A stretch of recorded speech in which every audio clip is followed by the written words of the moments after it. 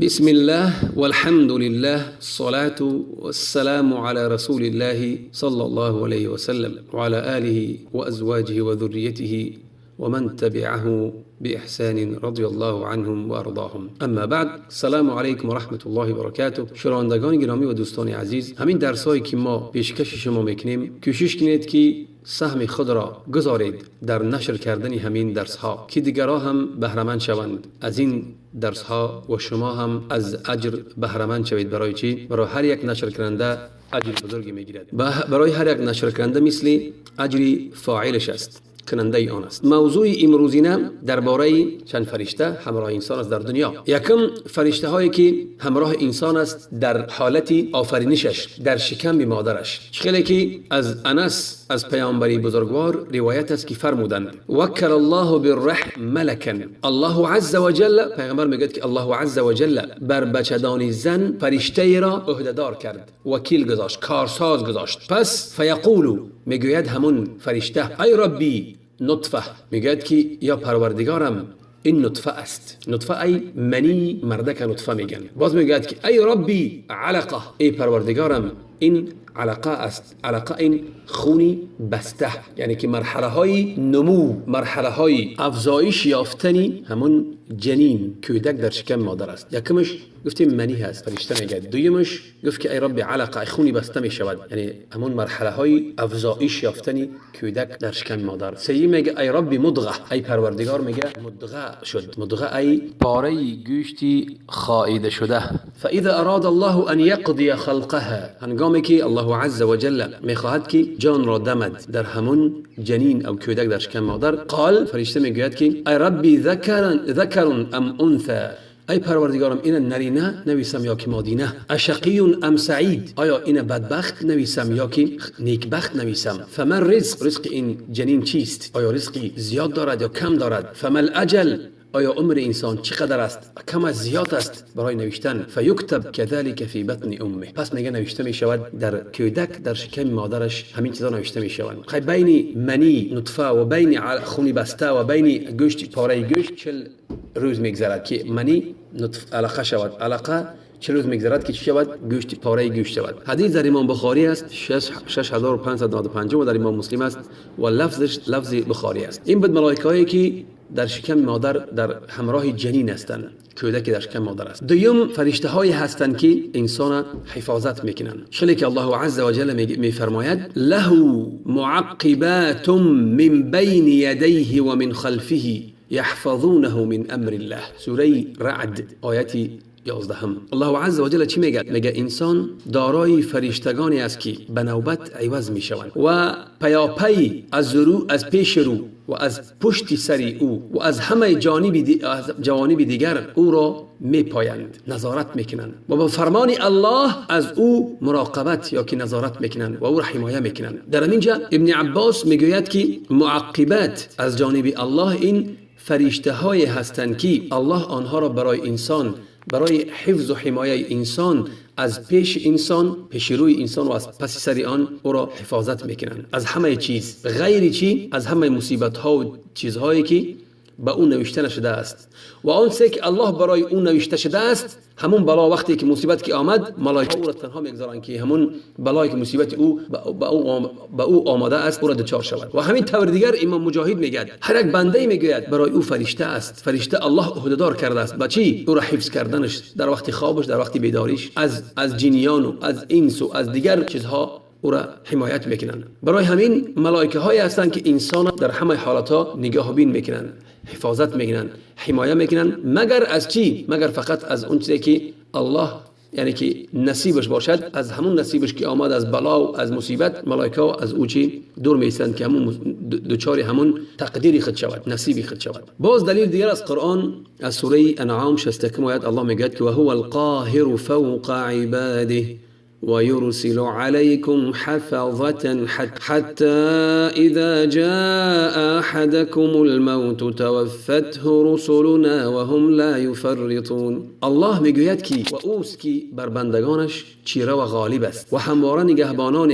از فرشتگان برای حفاظت و حمایت شما از حادثه ها و بلاها میفرستاند تا هنگامی که یک از شما را مرگ در رسد. در این وقت فرشتگان در رسید برای شما، مرگ آمد برای شما، فرشتگان ما جانش را میگیرند. یعنی که اون فرشتگانی که حمایت میکنند اونا میگذارند و فرشتگان دیگرایی که میان، فرشتگانی که جانگیر است و یا میان میگیرند چی؟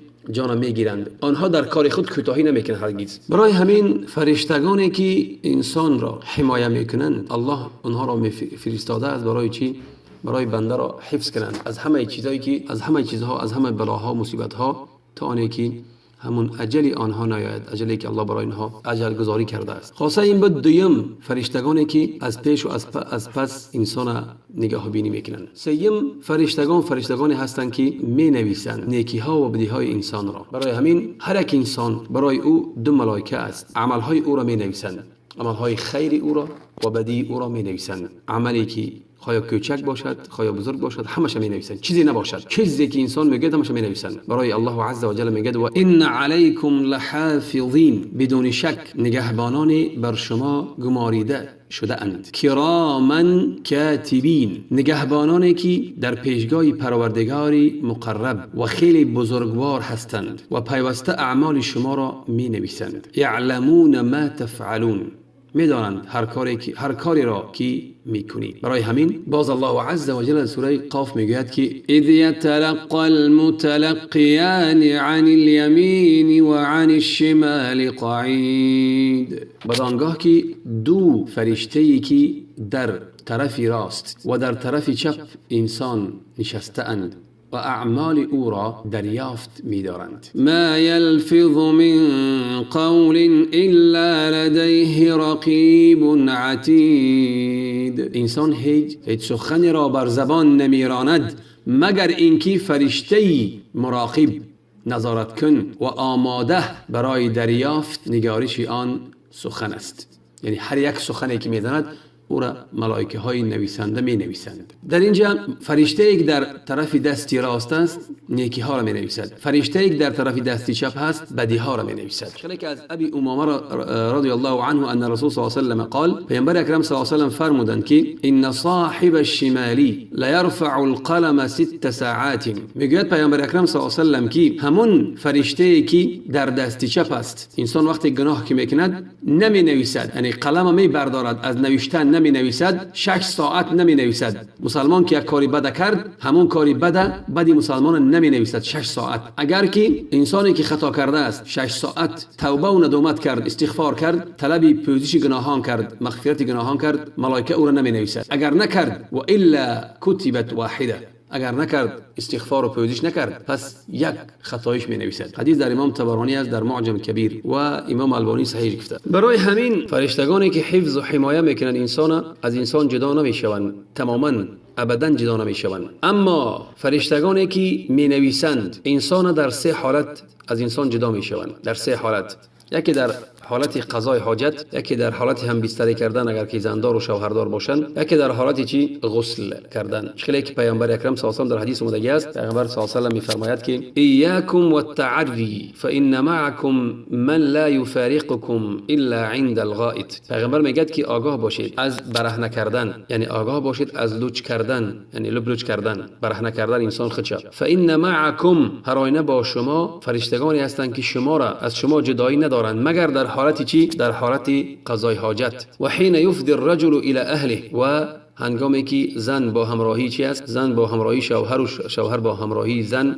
هم بستری میکنند. فاستحیوا منهم و اکرموهم، و از آنها شرم دارید و آنها را گرامی قدر بدانید. و باز حدیث دیگر از پیغمبر اکرم صلی الله علیه و سلم است که پیغمبر اکرم صلی الله علیه و سلم میفرماید از ابی هریره ان الرسول صلی الله علیه و سلم قال، از ابی هریره رضی الله عنه روایت است که پیامبر اکرم صلی الله علیه و سلم فرمودند یتعاقبون فیکم ملائکه باللیل و ملائکه بالنهار. یتعاقبون معنای دارد که بعضی از ملائکه ها می آید، یعنی که ملائکه ها پی در پی می آیند به نزد شما، ای به نزد مؤمنان، به نزد انسان می آیند ملائکه ها شب و روز. فرشتگانی هستند که شب و روز می آیند. یک طایفش می آید و روز، یک طایفه دیگش به شب. برای این پیغمبر میگه که و اجتمعون فی صلاة الفجر و صلاة العصر، و در نماز بامداد و نماز عصر یک جای می شوند، جمع می شوند. یعنی فرشتگانی که شب می بیایند، فرشتگانی که از آسمان وقتی عصر می فرایند، وقتی نماز عصر می فرایند، شب تا بامداد با همراهی انسان هستند تا نماز بامداد. نماز بامداد که خواندن، پس از نماز بامداد فرشتگان شب به بالا پیش پروردگار می روند. در آن وقتی نماز فجر، اون فرشتگانی که روزانه هستند آنها می فرایند در نماز فجر، و اینانی که با همراه انسان بدن در شب تا فجر می ایستند. در همینجا فرشتگان جمع می شوند، یک جای می شوند. آنها فرشتگانی که روزانه هستند آنها با انسان می ایستند، آنهایی که شب با انسان بودند آنها به بالا می روند پیش پروردگار. همه خیلی دیگر در نماز عصر، آنهایی که در وقتی فرشتگانی که روزانه بودند با انسان از بامداد تا عصر و یا در عصر بالا می روند، و آنهایی که شبانه هستند در وقتی عصر می فرایند. ثم یعرج الذین باتوا فیکم،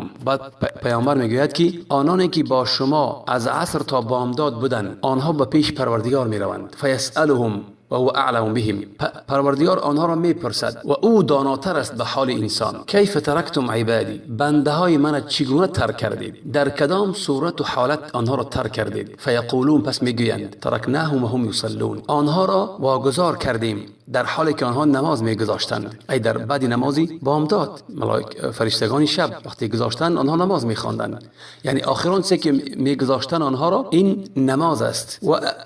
و آتیناهم و هم یصلون، وقتی که آمدیم آنها نماز میخواندند. یعنی کی وقتی برآمدنشون فرشتگان، الله وقتی میپرسد فرشتگان که چگونه ترک کردید، میگویند که آنها در وقت نماز، حالتی که آنها نماز میگذاشتند. و وقتی که از جانب الله فرشتگان شب وقتی که می آیند در نماز عصر میگه چی آمدیم و یا چی نماز میگذاشتند، یعنی که کاری نیک به پروردگار میرسانند که در حالتی کسی که نماز خوان باشد برای او چی است؟ خیر است. خلاصا همین فرشتگانی هستند که با انسان همراه هستند، که 4 فرشته در روز و 4 فرشته در شب با همراهی انسان هستند. خلاصا 2 ملائکه می نویسند از دست راست و چپ. باز ملائکه هایی هستند که از پیش و پس انسان حفظ و حمایت میکنند. باز اون ملائکه هایی که به بالا می روند. پیغمبر نامبرش نکرد چند تا، گفت که فرشتگانی که به بالا پیش پروردگار می روند، نامبرش نکرد. انم در انسان عدد ملائکه است که همراه انسان است و بعضش می نویسند کار نیک و بد انسان،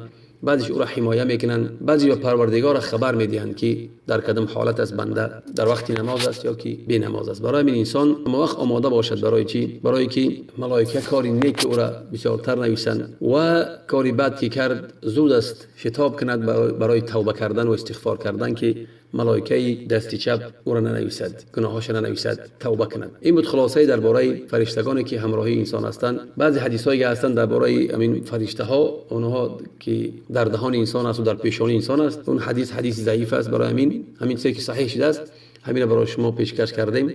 اون سه که ضعیف است و یا بوای انسان از او دلیل گرفتن نمیتواند و حکم ثابت کردن نمیتواند، برای که این علم غیب. از دعای نیک خود ما را فراموش نکنید. السلام علیکم و رحمت الله و برکاته.